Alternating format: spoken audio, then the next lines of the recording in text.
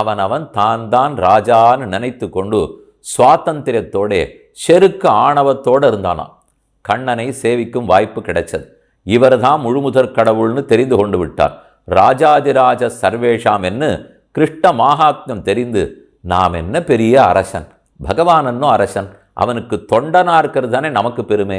இந்த உண்மை தெரிந்து கண்ணன் எப்போது விழித்தெழுவார், அவர் கடாட்சத்தை எப்போது பெறலாம் என்று எல்லாரும் வீட்டு அரண்மனை வாசல்ல வந்து கிடக்கிறார்கள்.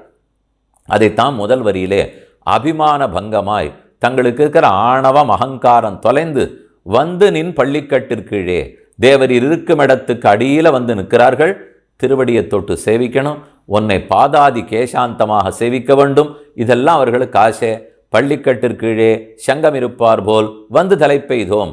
அந்த அரசர்களெல்லாம் எப்படி வந்தார்களோ எல்லா கோபிகைகளான நாங்களும் அப்படித்தான் கண்ணா உன்னை தேடி வந்திருக்கிறோம்.